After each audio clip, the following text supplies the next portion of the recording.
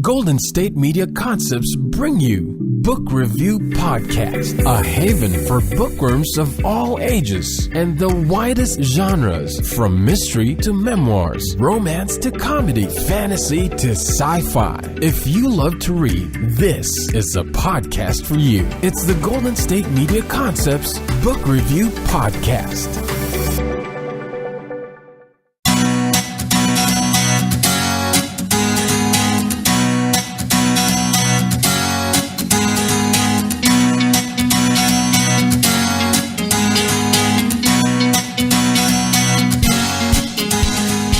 Thank you for tuning into the Golden State Media Concepts Book Review Podcast. I'm your host, Sarah, and today we will be discussing two books. We'll be discussing The Nest by Cynthia D'Aprix Sweeny, and I hope I pronounced that correctly. I apologize if I did not. And Falling by Jane Green.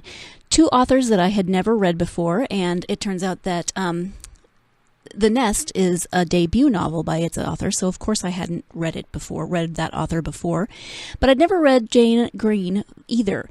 And both of these books kept popping up on lists of must-read lists, summer reading lists, just looking forward lists. All of these lists I kept seeing on Twitter and social media and different articles, and so I thought, yes, I'm going to try a couple of new authors. These look intriguing. They're getting really good reviews. I am always looking for new books and new authors, so I thought I would give them a shot. And actually, before we start, I'm curious. I know that you can't answer me because this is a podcast, but I always like to ask questions anyway. And my question for you today is, how do you choose your books? How do you figure out what you're going to read next? Do you just go and wander around bookstores? Do you look for recommendations from friends or family? Do you have a certain search that you put into the internet and look for books that you want to read? For me, I think it's a combination of all of those things. So I come from a family of readers. I'm pretty sure I've mentioned that before, and they're always giving me recommendations for things to read next, and I love that. I have many friends who are readers as well. Sometimes I go on social media like Facebook or something and just put out a plea. What are you reading? Is it good? Did you enjoy it? Give me your favorite authors, etc. And since I've gotten a Kindle, my husband got me a Kindle for Christmas several years ago, and since I've gotten a Kindle, I'm not as good at finding books. I'm much better if I go to the library or I go to the bookstore and just wander around. I'm not really good at finding books, just going to Amazon or somewhere and trying to browse there. So what I've started doing is whenever I'm in a bookstore, I always have my phone with me. So whenever I find a book that looks good, even if I don't buy it that day, I take pictures of them on my phone. So I've got all these pictures on my phone of books that I want to read, whether buy or check out of the library or find some other way. And I love to do this when I'm in bookstores. I do it in airports a lot when I'm wandering around waiting for flights. So I have all these pictures on my phone that I just then go and check out and look to see if there's something that I want to read when I'm looking for something new.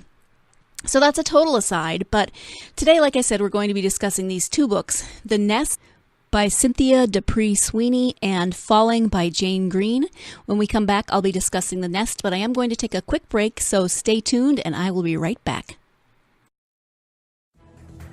Want to find out what movies to go see? Then check out the GSMC Movie Podcast. It's your ticket to the latest movies, whether it's a new blockbuster event, romantic, comedy, or action flick. This show has got it all covered. They talk some what to go see now, don't bother, what's hot on Netflix, and everything in between. That's gsmcpodcast.com/movie-podcast. When it's all about the movies, it has to be this new show. Don't forget to like them on Facebook and follow them on Twitter. Visit gsmcpodcast.com for more info.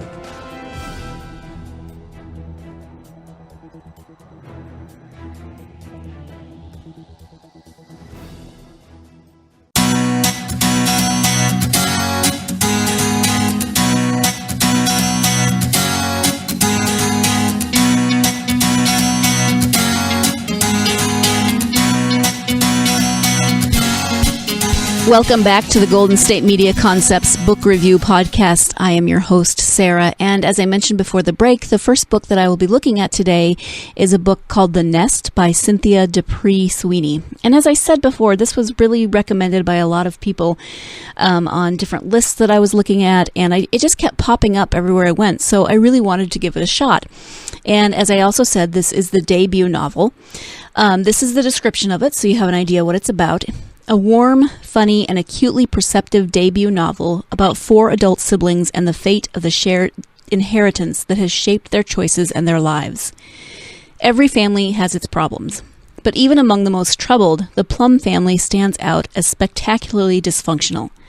Years of simmering tensions finally reach a breaking point on an unseasonably cold afternoon in New York City as Melody, Beatrice, and Jack Plum gather to confront their charismatic and reckless older brother Leo, freshly released from rehab. Months earlier, an inebriated Leo got behind the wheel of a car with a 19-year-old waitress as his passenger. The ensuing accident has endangered the Plums' joint trust fund, the Nest, which they are months away from finally receiving. Meant by their deceased father to be a modest midlife supplement, the Plum siblings have watched the Nest value soar along with the stock market and have been counting on the money to solve a number of self-inflicted problems.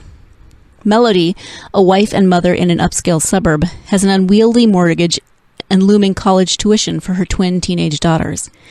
Jack, an antiques dealer, has secretly borrowed against the beach cottage he shares with his husband, Walker, to keep his store open. And B, a once promising short story writer, just can't seem to finish her overdue novel. Can Leo rescue his siblings and by extension the people they love? Or will everyone need to reimagine the futures they've envisioned? Brought together as never before, Leo, Melody, Jack, and Beatrice must grapple with old resentments, present-day truths, and the significant emotional and financial toll of the accident, as well as finally acknowledge the choices they have made in their own lives. This is a story about the power of family, the possibilities of friendship, the way we depend on one another, and the ways we let one another down. In this tender, entertaining, and deftly written debut, Cynthia D'Aprix Sweeny brings a remarkable cast of characters to life to illuminate what money does to relationships, what happens to our ambitions over the course of time, and the fraught yet unbreakable ties we share with those we love. So that gives you a really good overview of what the book is about.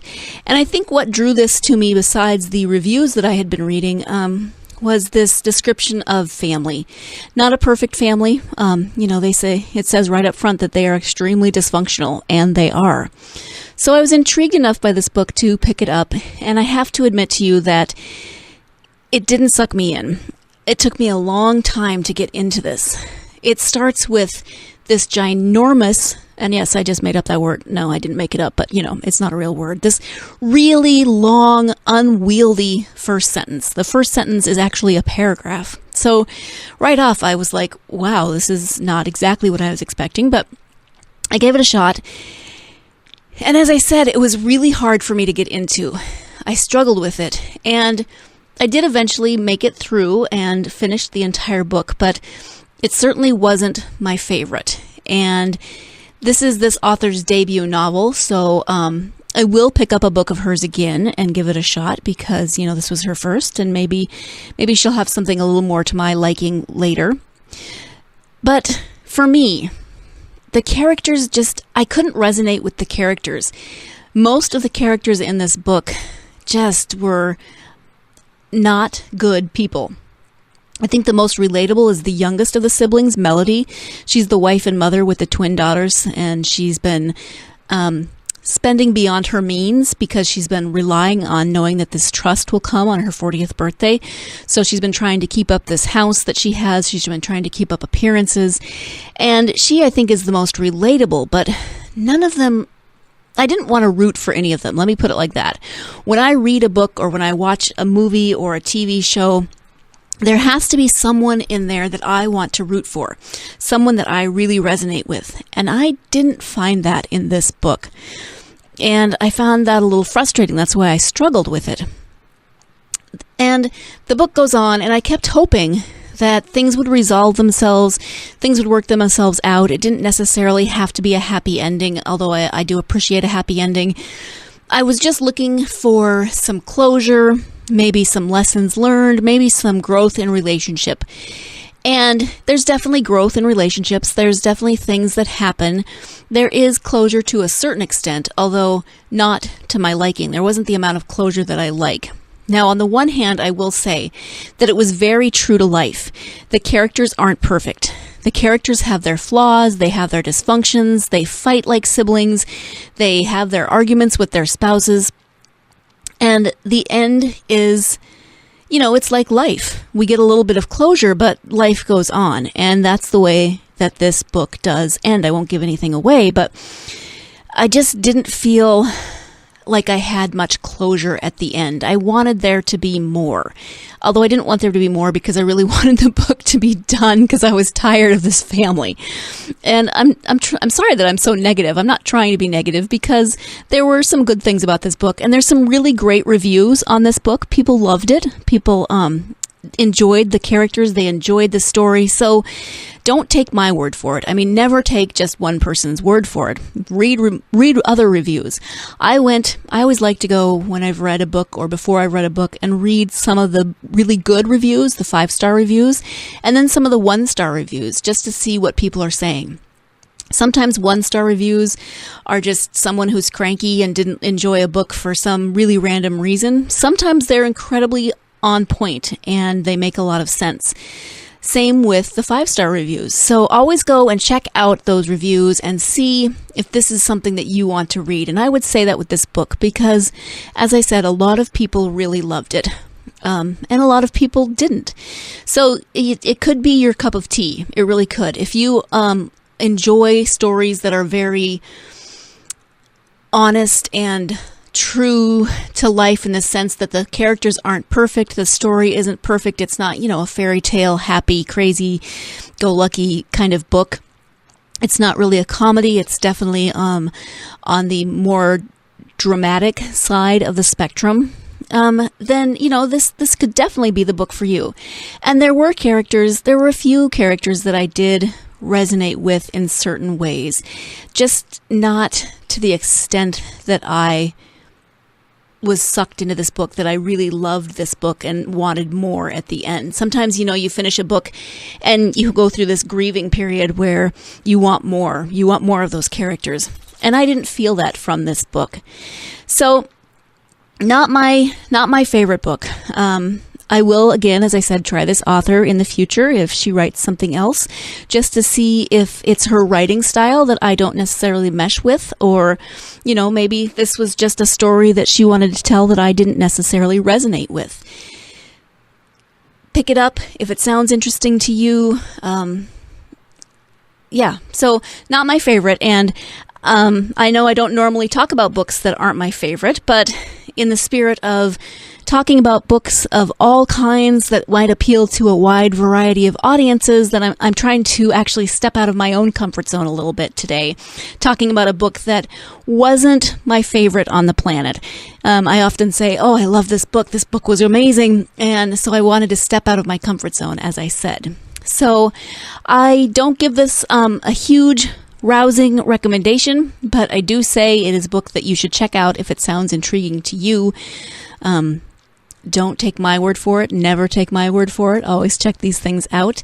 And if you like stories about family relations and dynamics and all of those things, stories that are a little more real than some novels can be, then definitely check out The Nest by Cynthia D'Aprix Sweeny. I'm going to take my second break now, and when we come back, I'll be talking about Falling from the author Jane Graham. So stay tuned, and I will be right back. Tired of searching the vast jungle of podcasts? Now listen close and hear this out. There's a podcast network that covers just about everything that you've been searching. Hey! The Golden State Media Concepts Podcast Network is here. Nothing less than a podcast bliss with endless hours of podcast coverage. From news, sports, music, fashion, cooking, entertainment, fantasy, football, and so much more. So stop lurking around and go straight out to the Golden State Media Concepts Podcast Network. Guaranteed to fill that podcast itch. whatever it may be. Visit us at www.gsmcpodcast.com. Follow us on Facebook and Twitter, and download us on iTunes, SoundCloud, and Google Play.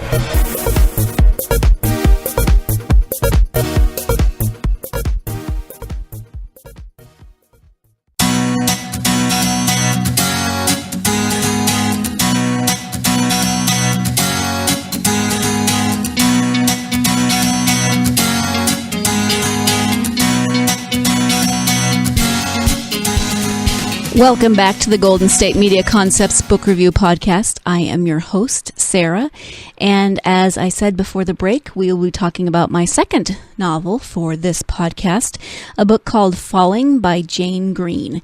And this, again, like The Nest, as I talked about in the first segment, was on a lot of lists. And I follow Jane Green on Twitter. The Book Review Podcast follows Jane Green on Twitter. And so I see her tweets, and I found her engaging and funny and poignant. And so when I saw that she had a new book coming out, I thought, yes, I'm looking for new authors. I would like to try this. So to give you an idea, first of all, of what the book is about, it's called, as I said, Falling, and it's a love story. It says right on the cover, Falling, a love story. And it says, when Emma Montague left the strict confines of upper-crust British life for New York, she felt sure it would make her happy. Away from her parents and expectations, she felt liberated, throwing herself into Manhattan life replete with a high-paying job, a gorgeous apartment, and a string of successful boyfriends. But the cutthroat world of finance and relentless pursuit of more began to take its toll. This wasn't the life she wanted either. On the move again, Emma settles in the picturesque waterfront town of Westport, Connecticut, a world apart from England and Manhattan. It is here that she begins to confront what she really wants from her life. With no job and knowing only one person in town, she channels her passion for creating beautiful spaces into remaking the dilapidated cottage she rents from Dominic, a local handyman who lives next door with his 6-year-old son. Unlike any man Emma has ever known, Dominic is confident, grounded, and committed to being present for his son, whose mother fled shortly after he was born. They become friends, and slowly much more, as Emma finds herself feeling at home in a way she never has before. But just as they start to imagine a life together as a family, fate intervenes in the most shocking of ways. For the first time, Emma has to stay and fight for what she loves, for the truth she has discovered about herself, or risk losing it all. In a novel of changing seasons, shifting lives, and selfless love, a story unfolds of one woman's far-reaching journey to discover who she is truly meant to be. So that's the description of the book, and as it said, it's the story of Emma and Dominic. Emma moves into this little rental in Westport, Connecticut, and her landlord is Dominic, and she doesn't actually really like him at first, but then they start a friendship that grows into a romance. I will say that this book did not end up going in the direction that I expected it to go. There is a bit of a twist on the ending that I won't be telling you, obviously, because you need to read it for yourself. Unlike the book that I talked about in the first segment, I did resonate more with these characters, which is something that I look for in a book. I need to be able to, as I said, resonate with characters, feel that I can relate to them in some way. And while I'm not British and I've never moved to a totally different country and done all of that, I did find ways that I could resonate with both Emma and Dominic. So that helped. I will say that I do want to try more of Jane Green's books, because this, again, wasn't one of my favorite books. I felt like things didn't get developed as well as they could have. I feel like Emma and Dominic's relationship just zooms forward from landlord, tenant, to friends, to dating, lovers, whatever you want to call it. It just felt a little rushed, maybe even a little forced to kind of move the plot along. I felt that the relationships otherwise, even out beyond Emma and Dominic, didn't get as developed as I would like. They both have complex families. They both have complex backstories. And we do get some of that. But I just never quite felt like I was getting the whole story. I felt like it was more, this is what happened, and so that's going to help this narrative move along. And obviously that's, what backstories do. They help narratives move along, but I felt like it was more of a device than a seamlessly woven plot. As I said, the ending wasn't what I was expecting, and I'm not always surprised by the way books end. Sometimes I can figure them out. So on the one hand, I really appreciate that this one had a twist that I wasn't fully expecting. But on the other hand, I'm not sure how I feel about how it ended. So in some ways that's good, right? When you have a book that finishes and you are still thinking about it later, that's a good thing. But it left me feeling unsettled in ways that I didn't quite enjoy. So I did like this book. I didn't have as much trouble getting into it or reading it. It's a quick read. It goes fast. Those kind of zooming plot points, I think, move the story along really well. So I did enjoy it, and I do want to check out more of Jane Green's works. This one just wasn't maybe the best one for me to start with. I did read some reviews. As I said in the first segment, I like to read reviews and what other people have to say. And a couple of people said that this wasn't their favorite of her books, that they really liked some of her earlier books better. So if you are a Jane Green fan, I would love to hear your favorite books. I would love for you to connect with me on social media, and you can tell me what books of hers that you loved, and I would love to check those out. You can also tell me that I'm completely crazy and you loved this book, which is wonderful.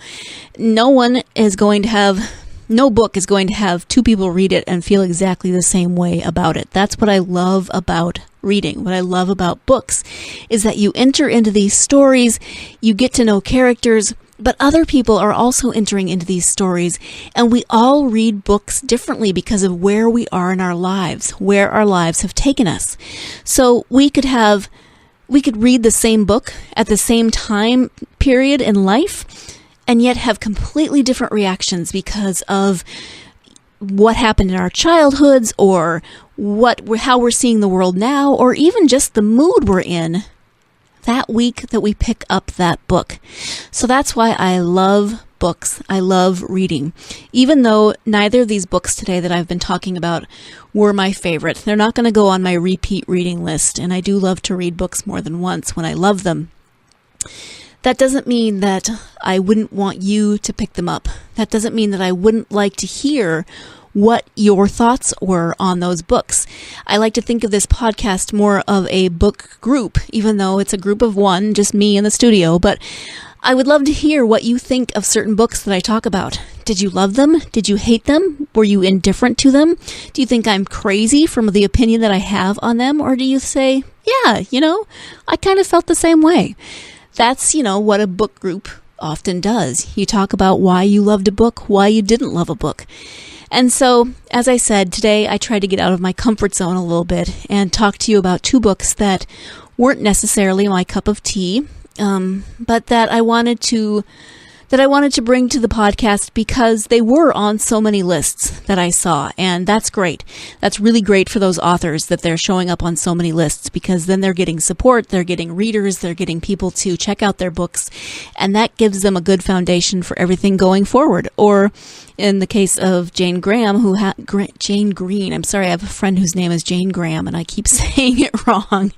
Jane Green, who has other books, and that gets her name out there. It gets people to go and say, you know what? She's got all these great looking books. So it's great that they were on those lists. They brought themselves to my attention, and I was able to read them. I always feel like there's no book that is completely a waste of my time. Maybe there are, but I'd have to really think hard to find a book that just didn't bring anything to my life whatsoever. If you have those books, tell me too, so I can maybe try to avoid them. Anyway, that's enough out of me for this episode. I think that's probably all the time that we have. Thank you for joining me as we discussed The Nest by Cynthia D'Aprix Sweeny and Falling by Jane Green. My friend Jane Graham is getting really good publicity today, isn't she? Jane Green, if you ever listen to this podcast, I completely apologize for butchering your name every time. It's such a simple and pretty name, Jane Green.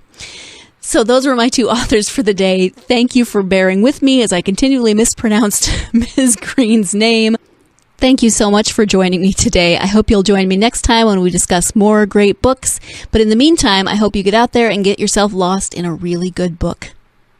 You've been listening to the Golden State Media Concepts Book Review Podcast, part of the Golden State Media Concepts Podcast Network.